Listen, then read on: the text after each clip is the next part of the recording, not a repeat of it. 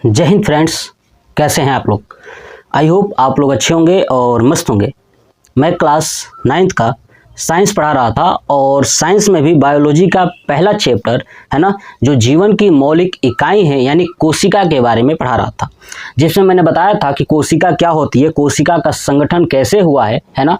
तो कोशिका के संगठन के अंतर्गत मैं बताया था कि कोशिका किससे बनी होती है, बाह्य आवरण, जीव द्रव्य और कोशिकांग। ठीक है, जिसके अंतर्गत बाह्य आवरण में मैं कोशिका भित्ति सेल वॉल पढ़ा चुका था कि सेल वॉल क्या होता है, सेल वॉल किसकी बनी होती है, ये तमाम डिटेल्स मैं कंप्लीट करा चुका हूँ। आज हम लोग बाह्य आवरण के अंतर्गत कोशिका झिल्ली पढ़ने वाले हैं। क्या पढ़ने वाले हैं? कोशिका झिल्ली। ठीक है, जिसे प्लाज्मा झिल्ली भी कहा जाता है। ठीक है, यानी सेल मेम्ब्रेन। ठीक है, तो इसके बारे में पूरा डिटेल्स के साथ चलिए देखते हैं। देखिए, सबसे पहले मैं बता दूं कि जो कोशिका झिल्ली है ना, वो चाहे एनिमल्स हो चाहे प्लांट हो, इन दोनों के अंदर जो कोशिकाएं होती हैं उसके अंतर्गत पाया जाता है कोशिका झिल्ली। ये पॉइंट्स याद रखिएगा कि जो कोशिका झिल्ली होती है वो चाहे जानवर हो चाहे पेड़ पौधे हो, इन दोनों में जो कोशिकाएं होती हैं ना उसमें ये पाए जाते हैं।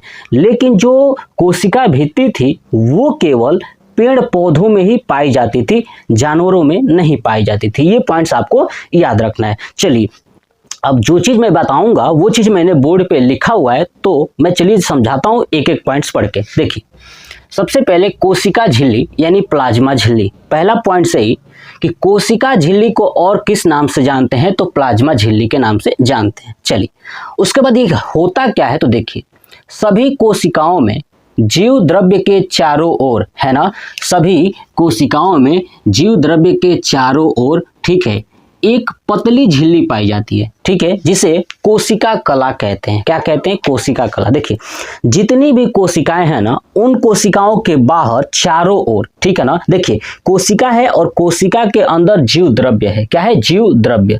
और जीव द्रव्य के चारों तरफ एक पतली झिल्ली है। क्या है? पतली झिल्ली है।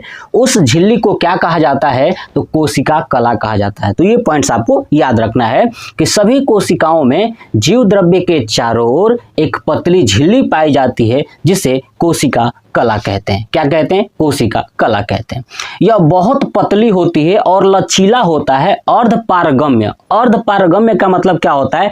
आप आधा अधूरा आर पार देख सकते हैं, मतलब एक झिल्ली के आर पार आधा अधूरा देख सकते हैं, वो अर्ध पारगम्य होता है। ठीक है, झिल्ली होता है। इसका निर्माण जो है ना, प्रोटीन व वसा से हुआ है। किससे? प्रोटीन और वसा से हुआ है। और साथ ही साथ इसमें कुछ कार्बोहाइड्रेट भी हैं। क्या है? कार्बोहाइड्रेट भी है। तो ये पॉइंट्स आपको याद रखना है कि यह बहुत पतली, लचीली, अर्धपारगम्य झिल्ली से बनी होती है या इसमें होता है। ठीक है, इसका निर्माण जो है कि प्रोटीन और वसा, थोड़ा सा कार्बोहाइड्रेट भी होता है।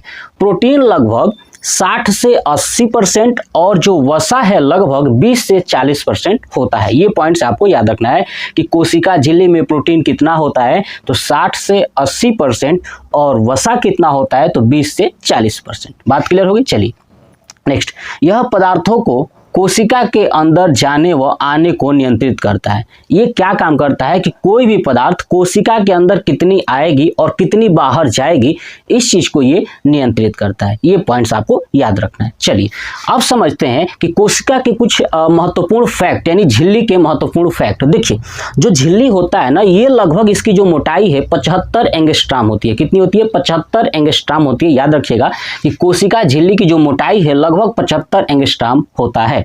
ठीक है, यह कोशिका, देखिए देखिए जो कोशिका झिल्ली है वो एक कोशिकीय जो जीव होते हैं ना, उसमें क्या काम करता है। देखिए, तो जो एक कोशिका में यह भोजन व अन्य पदार्थों को ग्रहण करने में सहायता करता है। ये क्या करता है कि भोजन और अन्य पदार्थों को ग्रहण करने में सहायता करता है ये कोशिका झिल्ली। किसमें? एक कोशिकीय जीव में। ठीक है, यह क्रिया, जो ये प्रक्रिया होता है ना, भोजन व अन्य पदार्थों का जो ग्रहण करने में सहायता करता है, इस प्रक्रिया को क्या बोलते हैं? एंडोसाइटोसिस है। जैसे अमीबा हो गया, पैरामीशियम हो गया, यूग्लिना हो गया, ये सब एक कोशिकीय जीव है और एक कोशिकीय जीव के अंतर्गत ये प्रक्रिया यानी भोजन का आदान प्रदान होता है इसी कोशिका झिल्ली के माध्यम से। इसलिए इसे क्या कहते हैं? इस प्रक्रिया को एंडोसाइटोसिस।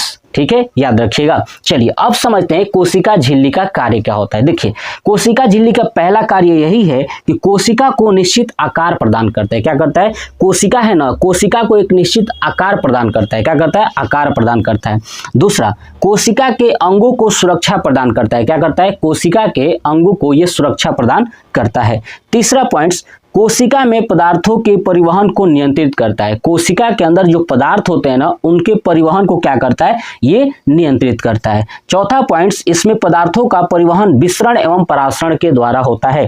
देखिए, ये कोशिका झिल्ली जो है ना, ये कोशिका के अंदर जो पदार्थों का आदान प्रदान करती है ना, वो विसरण और परासरण प्रक्रिया के द्वारा ही होता है। तो ये आपको पॉइंट्स याद रखना है। चलिए आप इसका स्क्रीनशॉट ले लीजिए। और एक इंपॉर्टेंट पॉइंट देखिए, मैंने बताया कि कोशिका झिल्ली में सबसे ज्यादा क्या पाया जाता है? प्रोटीन, क्योंकि ये प्रोटीन की बनी होती है और वो प्रोटीन का नाम है फास्फोलिपिड। याद रखिएगा, फास्फोलिपिड नामक जो प्रोटीन है कोशिका के किस भाग में पाया जाता है? तो कोशिका का, याद रखिएगा, कोशिका झिल्ली यानी प्लाज्मा झिल्ली में पाया जाता है। अब आप इसका स्क्रीनशॉट ले लीजिए। और पूरा ये कंप्लीट हो गया, कोशिका झिल्ली यानी प्लाज्मा झिल्ली। और मैं बात करूं बाह्य आवरण, इसका मतलब कि बाह्य आवरण मैंने पूरा कंप्लीट करा दिया। नेक्स्ट पार्ट में मैं आपको जीव द्रव्य पढ़ाऊंगा, उसके बाद कोशिकांग स्टार्ट करूंगा। ठीक है, माइटोकॉन्ड्रिया, राइबोसोम, केंद्रक, तमाम हर एक चीज मैं कंप्लीट कराऊंगा। तो ये वीडियो कैसा लगा कमेंट बॉक्स में कमेंट करके जरूर बताइएगा। जय हिंद।